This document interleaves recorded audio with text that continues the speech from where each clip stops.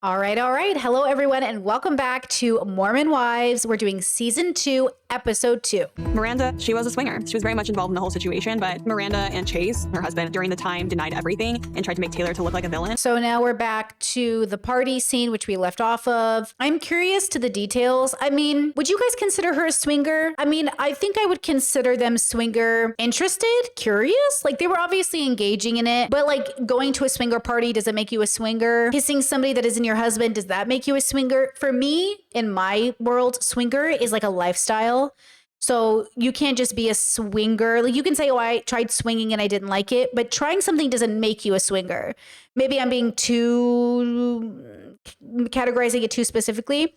But I would say that she tried swinging and didn't like it. But I would say the stigma is the same probably from this bubble's perspective. That trying something once it makes you a swinger, basically. I don't think I have any intention of us all hanging out in group settings every single weekend. I believe you. Okay, well, that's not as helpful, Whitney. I understand why the girls are hesitant to believe her. They're being like pretty strongly defensive of the group. They don't think she's coming with good intentions. I think that's reasonable. I don't know though. What do you guys think? Because I can't read Miranda's intentions, though I will say I think it will always feel pretty negative if they didn't invite her in. I think it would have been different had she, I think, tried to have these conversations off camera, but obviously they can't do it off camera because that's the point of the show. But maybe it would have felt more authentic a different way, or maybe if the girls were interested in bringing her in. But they said that she hasn't spoke to them in 2.5 years. And why are you coming back now? I think these are all valid questions. I don't think one single part of me wants to hear what Whitney has to say. I don't really give a shit. She's not even part of the group. Mom Talk is my chosen family, and I've become more protective over it. Very important words, chosen family. If you guys aren't aware of those words, it was a real change for me to hear them in my 20s, especially my early 20s, but chosen family. To say that we're not family because we're biologically intertwined, we're intertwined because we have chosen to be family. I think it's just when it's all put out there and it's like he said, she said, it's like, okay, well, who's lying to us? Like, we just don't, no one wants to be lied to, I think is the problem. I wasn't ready to own anything. The reason I never even brought up the whole like kissing thing and initially like wanted to deny that is because it's still freaking weird. I can see that. I mean, gosh, it must be really traumatizing for them in this bubble to engage in this activity and then try to explain it to everybody around them, let alone have it be on social media. I was thinking about this after I'd recorded the previous episode that I'm a YouTuber and I know what it's like to have people just say things and take things out of context. And I forget that first and foremost, they are TikTokers who happen to have a TV show. Like, I think we forget that because I'm used to seeing them on TV. Like, I'm not reviewing this in the same way that I technically review YouTubers because it feels like further away from me, even though I'm a content creator and I'm reviewing another content creator. And this content creator could just reach out to me. But because they were given a TV show, it feels a little bit more different. Like, as an example, my family some of them watch my content, but most of them don't really come into my job to see me at work. But if you have a TV show and your family is on that TV show, they're probably watching the TV show. So they're more involved. Like, my parents don't come to work with me, but for them, their families are coming to work with them because their work is their life. It's interesting. I had like animosity, I think, with us because I felt like very left by you. We were like sisters. I feel like Miranda thinks I led Chase on while they were still married because I told him that I had like a dream about him. Well, if Taylor told Miranda's ex that she had a sex dream about him, that sounds like flirting. That sounds like she's opening up the opportunity for him to then engage with that. Like, we have dreams all the time about things that we don't need to have dreams about. I don't just go around telling people like I had a sex dream about you because that feels like you're opening it up for them. I personally don't think dreams mean anything. I think dreams are just a whole bunch of your thoughts and stuff coming together in picture. Like, I just don't think they're meaningful. But some people think like dreams are a really big deal, that they reveal something about you, or it's a portal into a different universe. I can see why somebody would see that as an opener. I really didn't think a dream was a big deal, considering we're making out with each other and touching each other on the weekends. Yeah, but if we're making out and touching each other on the weekends, and then you say I had a sex dream about you, he's gonna think that's an opener. It just like opened up a space for him to feel comfortable to say things to you. Shortly after I told Chase about the sex dream, Chase came to me at the gym and told me that he had feelings for me. Yeah, I think this is pretty dishonest of Taylor in a way. I think she's being really unnecessarily cruel in a sense, because like you guys were doing stuff together. Do you know what I mean? Like, of course he would take it that way. And I don't know why she isn't in hindsight saying, I can see in hindsight why it's such a big deal, but instead she's downplaying it. And basically that was him like trying to open a door. And I was like, I am flattered and I appreciate it, but I do not feel the same. Just felt very hurtful that like you were telling everyone in our friend group, but you never told me. I was being a bad friend of like not immediately going to you, but I knew I would lose you that day. Interesting. So Taylor is saying, yes, that was bad as a friend. I did bad to you. but at the same time, like I would have lost you. So Taylor isn't yet ready to apologize without also saying, but. I lost my best friend, dude. Yeah. Like, it hurt a lot. I just never wanted you to know because I was so mad. And I completely understand the husband thing because I feel like as a best friend, you owe that to your best friend to tell him no matter what. And that's where I went bad, and I know that. I appreciate that. Okay. Some emotion, some apology without the but this time. There was no there was no discussion, so lines were blurred. Ooh, see, there were no lines, or there was no lines. The lines were blurred. There was no discussion. This is why in BDSM or in sex positive culture, we do checklists. It's why we ask consent. It's why, like, even if you're in an open relationship, I say, can I talk to your partners to confirm with them that they're in agreement with this?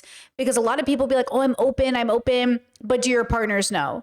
That's why I don't mess with people. When I was open, I didn't mess with people who were don't ask, don't tell. I didn't want to engage with people where like people weren't informed.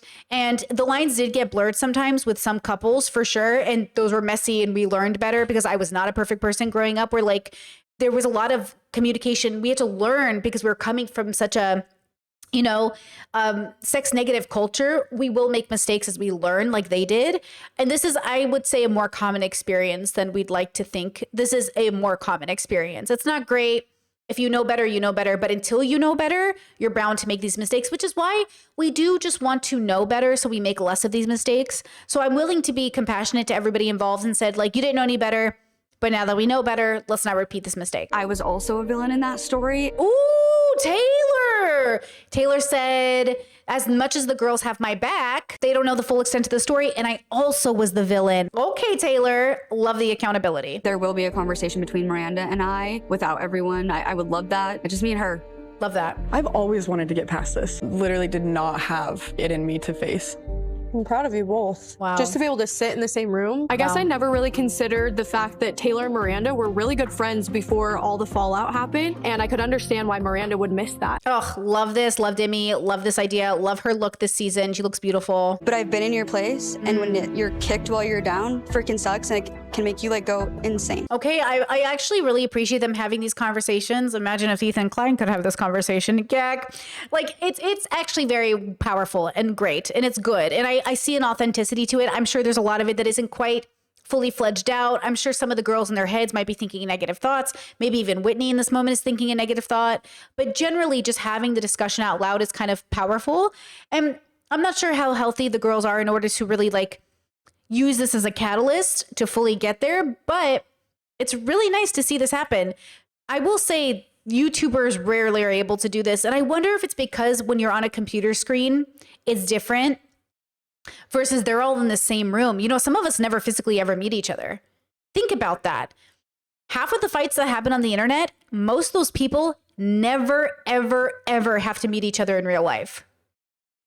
Versus these girls, they're in the same neighborhoods. They all have the same communities. They physically have to share space. Yeah, I think that's the key difference here between them being TikTokers and us being YouTubers is like, we're never going to have to really meet each other. I'm trying to make amends with all of these women. What we learn in the church is to open our heart, forgive. Everyone's being cordial, but I can feel I'm not necessarily wanted here right now. And that's okay. She said, I can feel that I'm not necessarily wanted here right now. That's so true. I doubt these girls are exactly healed enough to really move forward. But, it starts by having these conversations. I just want people to know that I've been there at the bottom, kicked. And it sucks. Well, I don't hate you. Maybe the reason Taylor feels like a main character is she also feels like a leader in this moment.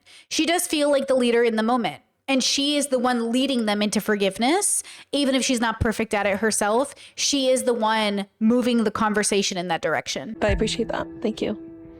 Just wanted everyone in the room to know that too. Taylor's preaching tonight. I love it. Amen. I'm kind of confused because I feel like we still didn't get to the bottom of this swinging scandal tonight. Miranda's ex-husband, Chase, is dating my friend. So not only am I going to invite him, I invited Miranda too. Why are you so messy? She's the one in the last season who was drinking a little bit with her partner, if I recall. Why are you so messy? Jessie is the one who was drinking last season, and Layla's the one who kind of actually keeps a pretty low profile, honestly. But I'm wondering how they feel if this is just taken out of context, but this look of like disbelief. I agree, though. We didn't get to the bottom of the swinger scandal directly. So I would like that to be figured out. But it sounds like Taylor saying we all hooked up together, and maybe she means making out, but she should clarify, does she mean like they were all having sex? Literally, like who had sex with these people? That's the question. And then, did Miranda count that as sex? Because, sex comes in all shapes and forms. Some people don't consider something sex, some people do. I think that trust is everything in friendships. And if we don't have trust in Mom Talk, we don't have anything. Ooh, the boys are out together. So this is Brett. This is Demi's husband. He's 47. They have an age gap. And then he's with Zach, and then he's with Dakota. So Dakota, what's going on with you and Taylor now? And these are the conversations that I assume production is like, ask them these questions. Like super rough, but like I get why like everything I did like hurt her 10 times more. I just screwed up. Like I friggin' lied. Co-parenting and living alone, like just trying to navigate all this, that's been challenging for me. Again, going back to what I said in the initial episode, it's not our job to be his therapist or to be there for him. I do believe he's really going through it. But going through it isn't enough to tell me you've really owned up to what you've done or that you're no longer going to bring it as a part of your character. What is the guarantee that he won't continue to be this person? And if being a father is so important to Dakota, then maybe showing up and being a good father, meaning being an honest father, is a place to start. I messed up and I wish I could go back and change that because I love Taylor more than anyone. That's where I have to come in and start showing her I want to make things right. I want to fix this, and I'm willing to do whatever it takes. Well, it's not about fixing your relationship. It's about fixing yourself. So you don't come into the relationship and ruin it, or you don't start a new relationship and ruin that because you are unhealed. This is why we go back to this idea of like, should you be healed before you date? Not really, because the truth is like a lot of healing starts with us just living our life. We have to remember that living our life is the point. And so like, you got to live your life whether you're healed or not. But you have to be honest with where you're at. And I think that's really what we're missing is like, am I honest that I am on the journey of healing? Am I honest that I'm not even healed? I think a lot of us feel like we're healed before we are. I do feel like Taylor's parents have been there for me, even with our situation. Like Leanne just invited me to a barbecue at her place this week. So Leanne is talking shit about Dakota when she's with Taylor, but then wanting them to get back together because she wants Dakota to be with Taylor so they could be parents for the baby. Ew. Okay, so now we're going to have two of the girls meet with Zach to kind of make peace. Let's see how it goes. This is at the request of Jen. I said some super hurtful things to Jen. Gambling and then complaining about Chippendales is like, I look like the biggest hypocrite in the world. Yeah. Okay, true. He was being hypocritical by going after her for a sin that he was committing in a more, I think, active way.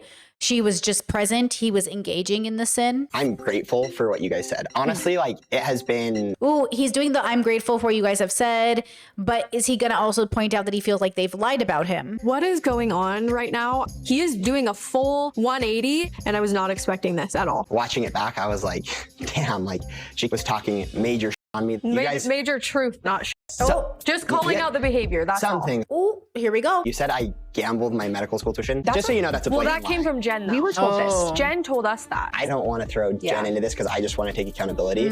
Well, is that true or false? That is 100% a blatant lie. Ooh, so Jen told the girls that he gambled his tuition for college. He's saying it's a lie. The girls are saying we didn't lie. We're repeating what Jen told us. So this is an issue because he doesn't want to speak for Jen. They can't speak for Jen. But this is a part of miscommunication is that one person expresses a thing and people take it literally. So maybe Jen was upset emotionally and said like, he just gambled so much money away. It was like he gambled away his tuition, which maybe she meant just the amount was like his tuition. And then it made it sound like he did gamble his tuition. Maybe something like that happened. I don't know. I think what scares me is when she's like, he has to learn, he can't be a narcissist. And we're like, what? Like she just uses language that's a little scary. What's happening? Uh-oh. Everyone has narcissism as in relation to the ego scale. Not everyone's NPD a narcissist. This is what's scary about using language the way we use it. I don't like this he said, she said, he said, she said. And what do people mean by language? Like it sounds like Jen should have been present for this conversation. I have never seen anyone take accountability like he has, especially having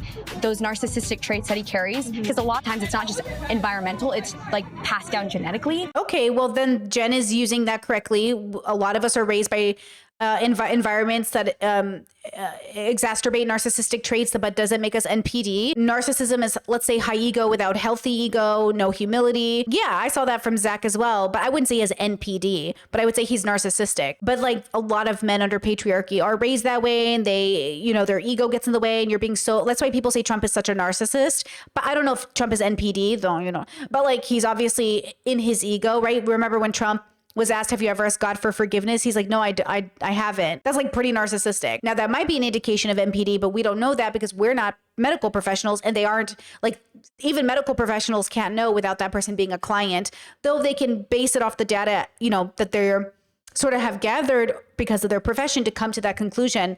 But maybe that's what's happening here. To me, I guess I thought those were conversations you were having. Pretty harsh coming from your partner. See, that's the problem too, is he is like, that's pretty harsh coming from your partner.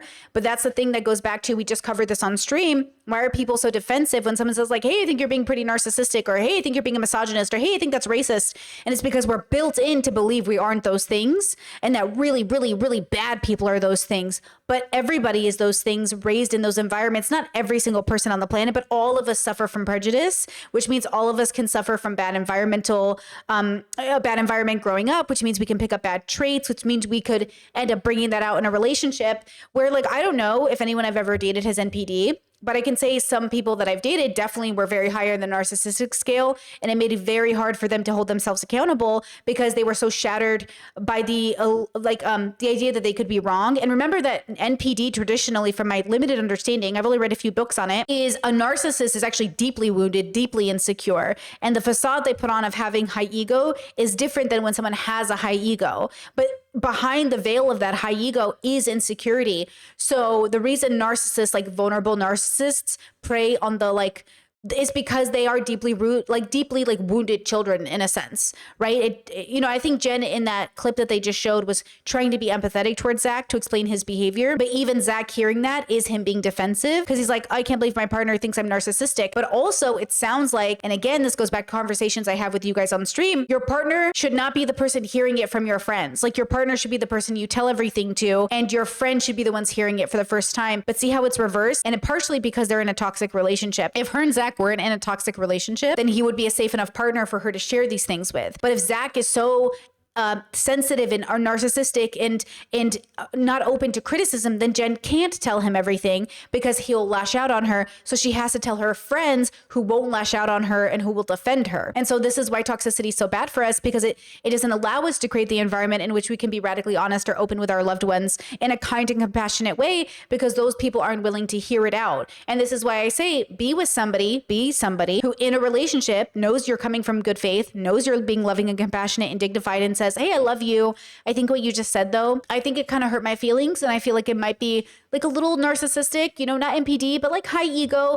And I feel like there's lacking of humility. And then your partner can say, hold on, let me see. Okay, that hurts me to hear that. I think I'm hurt hearing that you think I don't have humility, but maybe I don't in that moment. Or maybe I think I actually do, and I think you might be wrong, and I'd like to stand up for myself. But I just think that you might be wrong, but let's go through the data together. Because look, sometimes your partner is wrong. They are seeing something that isn't there, or maybe you're wrong. The idea is like, if you're in a team and you really want to help each other, that being wrong isn't a punishment. You're not wrong for being wrong, but instead you're wrong for doubling down on being wrong. And it sounds like Zach might be one of those people who double down on being wrong, which is why Jen thought he was narcissistic, which is why she conveyed that to her friends, which is why her friends didn't like him. I don't feel like that's who I am, and that's like not who I want to be. There's always been an element of Jen where I don't fully trust what she's saying. And now the girls are talking shit on Jen, and that's why Jen felt like she couldn't trust the girls.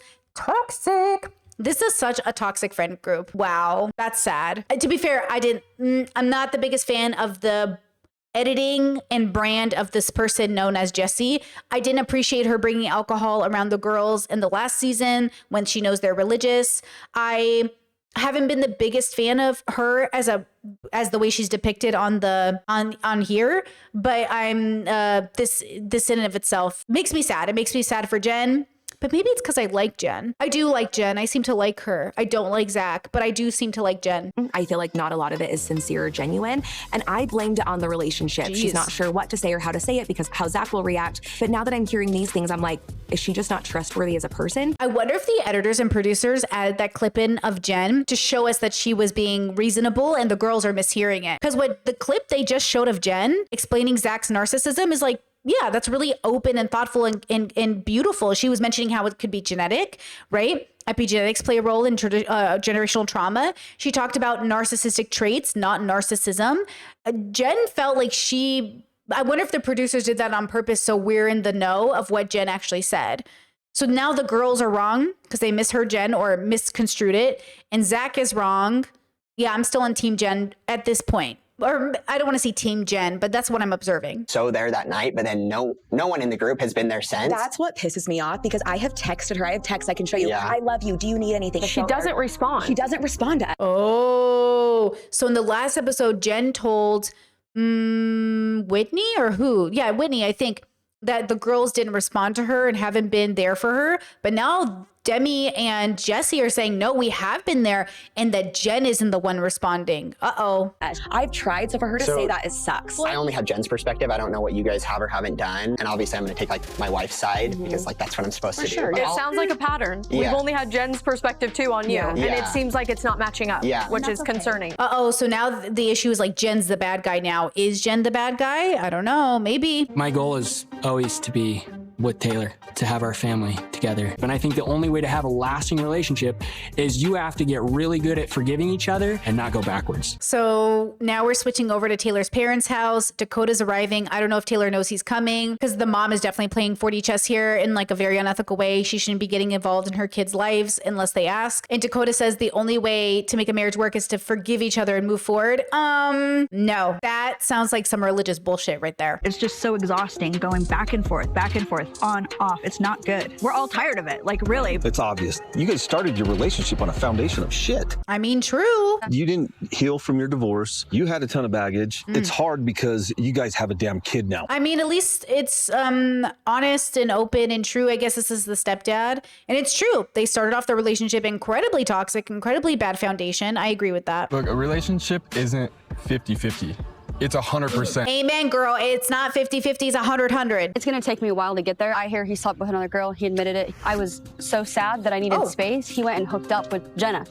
So she keeps saying everybody is sleeping with somebody. But the two people she's accused of sleeping with people both said they kissed somebody. So I need Dakota to be clear. Did you have sex with Jenna? I need Miranda to be clear. Did you have sex with somebody? Because Taylor keeps saying they're having sex with people. Sleeping with people means sex in my bubble. Hooking up usually means clothes off. But making out and kissing means making out and kissing. I don't know. I don't think I've ever said I hooked up with somebody and I meant kissing. I would just say I kissed somebody. Yeah, if I said I hooked up with somebody or we slept together, that means the clothes were off, at least. Every night I found out and was bawling my eyes out. During the time when I slept with the girl, I hung with Taylor 3 times or 2 times. 2 nights after that, he goes, and Taylor, you're pretty much the only girl I'm seeing. Oh, so he's saying it was before they were a couple, and Taylor's saying, no, it was while you were saying you were only seeing me. I'm trashed him. You come over the next night, fuck me, and then you go and you hang out with another girl, and then he comes the next night and fucks me again. Well, okay. Okay, I do appreciate that the parents are being parents in the moment and not saying like, you know, like we can't have this conversation. But like, I appreciate they're letting the kids be angry and upset in the moment. And you know what I'm saying? Because I can see some parents be like, oh, I'm walking away until you have better language. And I appreciate that. I think my parents would be similar. Like, I don't think my parents have ever walked away from a conversation because of language when they know their kids are upset. They've allowed us to be upset is what I'm saying. I think that's good. You just told me that you guys had seen each other 3 times. I don't know, Taylor. Before all this. And then you're sitting there telling me that he came over and had sex with you? What does that say about you? Oh, no slut shaming from the stepdad. Slut shaming from the stepdad. Boo! Conservatives, religious people. I'm not pointing fingers. You guys. That's what I'm saying. I was trash. Leave Taylor alone. Oh no, you're not trash for having consensual sex with a grown-up. Okay. I know. That's all. No. I'm saying that though. And then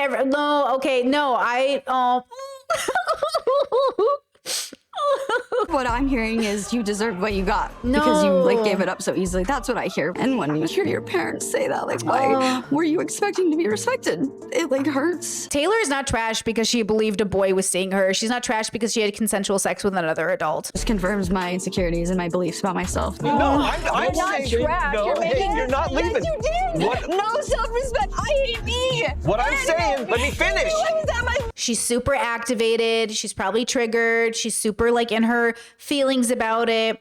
I really think that was very low class of the stepfather to say that. And I think he could have said it in a kinder way and maybe not even brought it up at all because but I understand from his religious perspective, he's probably thinking from that lens. I'm trying to imagine that's probably something like the way he said it was very wrong, right? You know, he's like, what does that say about you? You know what I mean? That's not nice. I know I didn't have self-respect. It doesn't change that when you lie, you go hook up with another girl while you're apologizing. I know, but you're supposed to give the other person the benefit of the doubt. No! I hate that all of them are making any excuses for Dakota's behavior. Regardless of what Taylor did, Dakota did something very wrong. And no one is saying, oh, get over it right now. Well, stop saying It's just saying, sacrifice it just for a little bit. She was asking you to hang out on the day, and I was only nice. This I was is only nice. driving me nuts when she's saying And this I had shit. to That's the ask biggest. No, right now the family feels like they're supporting Dakota over Taylor. That's fucked up. Like, it feels fucked up that they're like ganging up on her. And when you're asking me to come over at night all the time, what is that telling me as a guy? Sex shaming, misogyny, patriarchy, all the words, absolutely not. Then don't come into my life and pretend So to why be did you want to Prince come into Charming. my life? Oh my Taylor, give an inch so he could walk a mile. Just give fucking 2 inches of sacrifice and see what he can do. Ooh, this would trigger the fuck out of me. I would be triggered. I would be literally absolutely not. Open with boundaries. None of these people are good for Taylor. Not one single person at this table is good for Taylor. Not one single person is healthy for Taylor. That sucks. Damn. Taylor really is kind of alone. It sucks too because they are supportive in different ways, but they're not the right kind of support for her. I wonder how much Taylor's life would change if she was around like really sex positive, queer deconstructed feminists. You guys, it takes a season to grow anything. I just think that you need to forgive yourself. That's where it is. Forgive herself for what? Forgive herself for choosing Dakota? Okay, but then that doesn't mean she needs to end up with Dakota if she forgives herself. She needs to forgive herself for caring what any of these losers think of her. She needs to forgive herself for feeling ashamed for having sex. She needs to forgive herself and realize, girl, you did nothing wrong with having consensual sex with a grown-up. You guys weren't really together to me. And yes, you shouldn't have slept with him, and that's why we always tell you, like, that's not the fucking point! He lied, yes, that is so wrong, but crazy at all. you weren't together. So, before you're together, you're building a relationship with the person you think is being honest. He allowed her to build a relationship with him and make a baby with him on a false pretense. It doesn't matter if they were together. She's the worst person. I don't like this human. I don't like this human. She has horrible values. This woman is such a... You just know she voted for Trump. You just know she voted for Trump. So what are you saying right now? What does that mean? I'm just saying, So what are you saying? Continue to go to therapy and give him some grace. The grace was given when everybody doubted their relationship and Taylor fought for him, and he allowed her to fight in public for his reputation that he knew, where he knew he was a liar. The grace was given when Taylor put her reputation on the line for a man who in his head knew he lied to her. That was the grace. No more grace. If you love him, then it's worth trying. Nope. She already tried. It doesn't matter that she loves him. It's not enough. Loving somebody doesn't mean you're high compatibility. Just because you're in love with somebody doesn't mean they're meant to be your person. You can love people that aren't your person. No. Family is something that I strongly believe in. That's exactly my whole point. Family is something I really believe in. So I'm going to throw my daughter under the bus. Still chose to stick through this. I know I lied. I know I cheated. I know I did these things, but I'm here. Shut up, Dakota. And try to figure this out. You know it too, and that's why it drives me nuts, is because you do know how much I care and love you, Taylor. Yo, the gaslighting's crazy, bro. That's not even what's really happening. It's not definitionally that. It's just like internet speak. Oh my God, the gaslighting. All I've wanted is a family. You guys are not going anywhere. Honestly, I think you guys need to be separated and stay separated. You need to work. Focus on you. You need to keep going to therapy, and you need to give yourself grace. Finally, someone said, give yourself grace. You carry so much guilt with your kids and what happened, and he can feel tension in the house when you guys are together. 100%. You can tell, and it's just, you need to do what's best for him. Shut up, Dakota. How did Dakota's like, he could 100% feel the tension in this house. You caused it. You caused the tension. Don't be like, oh, I care about my kid. You should have cared about that kid before you brought it into the universe by not lying to the mother. And I'm sorry, it's staying separated right now. I agree. Stay separated. If God really did send him to you, he will bring him back to you. Okay, relax there, sis. I think I was punished for what I did. No, Taylor! No! See how punishment doesn't help anybody? No, Taylor, you're not being punished. It's just life. It gets messy. Oh my gosh, Taylor. No, I think it was, I'm going to let you feel what you did to somebody. God is not like that. I didn't cheat on you. I'm sorry, but God is not like that. It is betrayal, but I don't think that we're getting anywhere right now. Did Taylor cheat on her first husband? Is that what that's in reference to? That she feels like she's being punished because for something she did in the past? And Dakota saying, I didn't cheat on you. Can somebody fill me in the comments? Did she cheat on her first husband? I don't recall that. Is she talking about the swinging? Is she talking about the swinging? The swinging wasn't cheating. Is Taylor suffering from religion bubbles? Is she suffering from the guilt of being in the religious bubble? She needs to get out. Imagine Taylor a year away from this bubble. I tell you, she'd be thriving. As angry and mad as I am, shutting the door is just not gonna happen right now. Oh, Taylor. So she's not ready to fully shut the door on Dakota. Yeah, I mean, she needs space from him. And the problem when you're co-parenting and ending a relationship is like, it's just really difficult, that dynamic. But I really wish she could move on from him. I really wish that was the case. Like, I really wish she could, but it takes time. It really takes time to change enough to be a person that's ready to move on. And it doesn't help that she's in this environment. Listen to me when I say this. It doesn't help that she's in this environment. You know, they'll say things like, oh, if you move, you'll still be depressed because you're taking you with you. Yes, but sometimes the you that needs to be healed can't be healed in the environment you're in. Sometimes you got to get out of that environment to heal. And sometimes there are points where, like, my family as an example, really religious, was definitely there for me in many ways, similar to Taylor's family, but also similar to Taylor's family, was very judgmental, wanted me to end up a particular way, was very religious. And I found that for me, even now in the very like mostly healed stage I'm in, like I consider myself healed, but always on a journey, of course, is like I'm still healing. I'm on the other side. I'm not like toxic anymore, but I still have old wounds from childhood that I'm working on because my parents are still in my life. And man, when we call each other, it like gets brought up again because they still want me to be the way they want me to be. Even though I'm 36 and married and I've moved on with my life, they can't handle it. And so when you have people in your life that are like that, you got to have really strong boundaries where they will trigger that part of you again. They will bring that pain back into your life. And sometimes that looks like not talking to them for months, but you have to be independent of them. You have to not rely on them. You have to sort of cut off your community to build a safer one somewhere else with other people.